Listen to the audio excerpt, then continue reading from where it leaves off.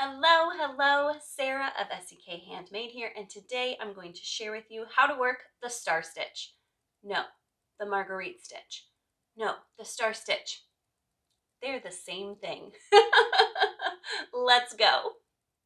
You guys, whether you call this the margarite stitch or the star stitch, it is gorgeousness. I love the texture of this stitch, and one of my most favorite things about it is that it is not nearly as complicated as it looks. You can totally do this, so let's do it. I have found that when you are first practicing this stitch, it's easiest to work your first row back into stitches rather than into the chain. It's totally possible to work it into the chain. It's just a little more finicky, especially if working into a chain is something you struggle with a little bit. So what I have done here is I've worked a row of single crochets. So this stitch is a multiple of 2. So you're going to start out with what number times 2 you want. I did 2 times 3, which is 6. And then if you're just going to work into the chains, you want to add 3 to that because you need an extra stitch, and then you need 2 turning chains.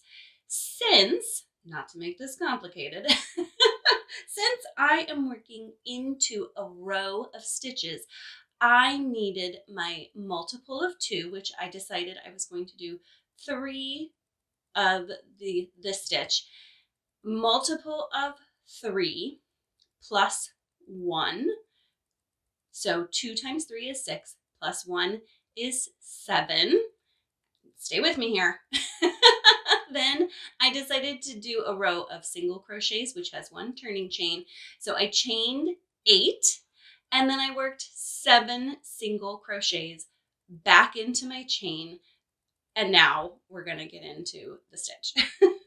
So the very next thing you need to do is to chain 2. So I'm going to chain 1, 2. Now I tend to chain before I turn my work, and either way is totally fine. But I will say for this stitch, I do find that chaining before you turn, I just find it a little easier, because the first thing you're going to do is you're going to work into the back bumps of those 2 chains that you made. So I'm going to insert into the chain closest to my hook, and I'm going to pull up a loop. Now I have 2 loops on my hook. Then I'm going to go into the other chain that I made, yarn over and pull up a loop. I have 3 loops on my hook. Now is when I find it best to turn my work, but this is personal preference. Play around with it. If you find something else works better, that is totally fine. The next thing I'm going to do is insert my hook into the very first stitch and pull up a loop for 4 loops on my hook. And then I'm going to do that 2 more times. Pull up a loop in the next stitch and in the next stitch. And now I have 6 loops on my hook. 1, 2, 3, 4, 5, 6. This is for your first stitch only, that it's going to look like this. After this, it's going to be a little different, so stay with me here. I'm going to yarn over, I'm going to turn my hook all the way down, and I'm going to pull through all of those loops. The trick to that is making sure that the hook is turned down so that you're not catching those loops as you pull through. And then you're just going to chain 1. And there is your first stitch. Isn't she pretty? For our next stitch, we're going to pull up the same number of loops. We're just going to place them in different places. Once you get the hang of it, it is super easy to repeat over and over again. So we're going to start by pulling up a loop in the center of our last stitch, that chain that we made. So pull up a loop in the center there, and you have 2 loops on your hook. Now this next loop you can pull up right here, but I really like having all of those little loops show. So what I do is I go to the back and I'm going to pull up my loop behind all of those loops so that that one on the front still shows. So now I have 3 loops. Then I'm going to pull up a loop in the same stitch that I finished my last stitch in. 4 loops on my hook, and then I'm going to work in the next 2 stitches. So pull up a loop, 1 and 1 more, 2, 4, 6 loops on our hook, 1, 2, 3, 4, 5, 6. Same as before, yarn over, turn your hook down so you're not snagging on those loops, and pull on through, and then chain 1 to close your stitch. I have 1 more to do, so let's do that again.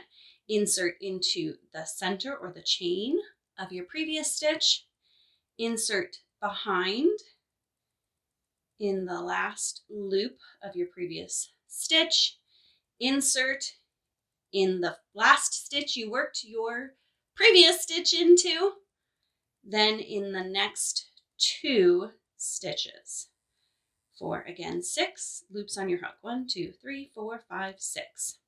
I'm going to yarn over and I'm going to pull through all of those loops, chain. So in this final stitch, which we've already worked part of our previous stitch in, we're going to work a half double crochet. So yarn over, insert your hook, complete your half double crochet.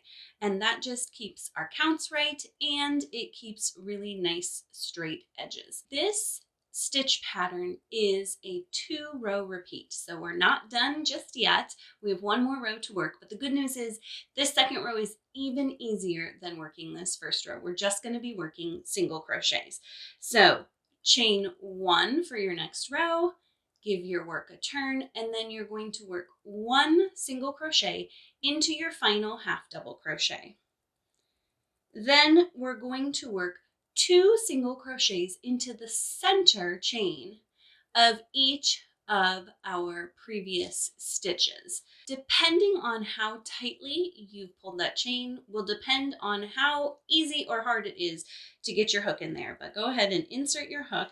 You're going to single crochet once, then you're going to skip over all of this and go straight to the center of your next stitch and single crochet once, single crochet twice. Then we've got 1 more stitch to do here, so I'm going to single crochet twice in that one as well. And then I'm going to go ahead and put a single crochet in my starting chain, which can be a little finicky, but that is what helps us keep our edges even and our stitch counts even. Now this is the wrong side of our stitch, and so this is what it looks like from the front. And you can see those single crochets in the center just make the pattern go all the way around in a circle. So, so beautiful. Then you just repeat the same steps we did for this one. Chain 2, insert, pull up loops in the back loop of your chains, pull up all your loops, and you'll be off and running on this gorgeous, gorgeous stitch. I hope you found this video super helpful in perfecting the star stitch or the margarite stitch, whatever you want to call it. It is a gorgeous stitch with amazing texture. And I'm going to link in the description below some patterns that include this stitch if you're ready to dive in and you don't already have a pattern. I would love it if you would like this video and subscribe to my channel.